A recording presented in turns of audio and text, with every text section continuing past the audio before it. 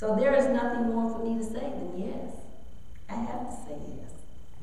So why is Lessons in Truth so popular? Now, Neil Volley, which has a book called Unity Movement, I think that's how you pronounce his name, it's either Vale or Volley. He says that one reason why it's so popular is because it's fundamental, and the principles set forth in it are the foundation for all metaphysical study.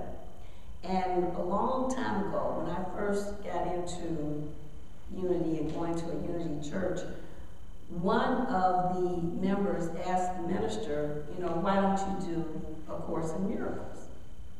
And the minister said, well, if you read the first page of Lessons in Truth, that'll tell you why. He said, because it's very, very similar to what is being said in A Course in Miracles. It's practical, and the truths are the basis for more than mere theory and study, because they give us practical tools for living our lives. And that's what unity is. Unity used to be called not a positive path for spiritual living, but it used to be called practical Christianity. And that's the definition that I love. I'm not putting down the new definition, but it is practical Christianity because it gives us tools for living our lives. And we know that the fifth unity principle is knowing and understanding the laws of life, also called truth, are not enough. A person must live the truth that he or she knows. So it's no good. If you can't live it, it's no good. And I was raised Baptist. And I attended Baptist church until I was 18 years old. And the minister liked to talk about Joshua a lot. So I'm thinking, well, that's good, but how can, there are ways, I did find out later on through my studies, that there are ways to use characters in the Bible and the events that go on in the Bible to help you in your life. But I was like, well, how is this going to help me? So that's when, at that point, I left, and I didn't attend church until I was into my 20s again. And that's when I found unity. And I thought, oh, I like this because this gives me guidelines. It doesn't tell me that I must do anything, but it does give me some guidelines. So, how many times have you felt that a message was meant directly for you? Okay? You ever go to church on Sunday and the minister says something, and at the end of service, and I've done this myself, I've gone up and I said, how did you know that I was going through? And he says, well, he or she would say, well, what did I say? And they don't even remember whatever it was it said, but it struck you, it resonated with you. So that's what happens many times in unity churches because the emphasis is on practical tools. So Lessons in Truth became Unity's foundational textbook, and Myrtle herself recommended to new students, and she recommended over the works of Charles Fillmore, her husband. Charles Fillmore, and if you've ever read Charles Fillmore, and I have to admit, it took me a few years to actually read Fillmore and feel like I knew what he was talking about. This is not the same thing with Lessons in Truth, because Lessons in Truth is foundational.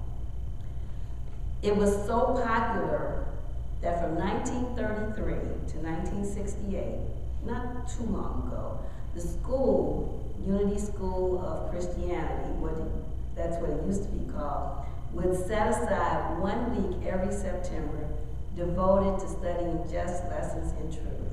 And they called it Lessons in Truth Week. So the key concepts that are contained in each lesson, I'll just go through them briefly and then we will cover them as we continue with the class. The first one is, the choice is ours, freedom or bondage. So in other words, we have some say about how we deal with things, or how we take things, or how we choose to be in alignment with things, or how we choose to take something. Do we let something knock us down and we don't get up? You know, I've fallen and I can't get up. Or do we use these principles to pick ourselves up and go on to even greater good? So the choice is ours, freedom or bondage. We have the power of spirit within us. And she talks about this in chapter 2, and I'll go into that. Our thoughts are the instrument that we consciously use to remember divine oneness. Through the use of affirmations and denials, we start developing our individuality so that we can become the expression of the Christ within. And guess who has the Christ within? We all do. We all do. And you saw the movie, or you heard the movie, The Secret? Secret is really not a secret. Because we all have access to that place. We all have access to the secret. As we believe in our spiritual gifts and ourselves, we will demonstrate the truth and become the light that shines for the world. We develop our spiritual gifts by going into our own secret place of the Most High. And this is my favorite chapter in Lessons in Truth, the secret place of the Most High. And that means by being in the silence, going into the silence, being in the silence. And we respond to the call to express our unity with God and with all the world. So, lesson 1. I gave you some strips of paper. Okay? And I do have some tape. But what I want you to do is I'd like for you to write down something to what you feel, or, you know, even if it's just slightly, you feel in bondage to something. So what might you feel in bondage to?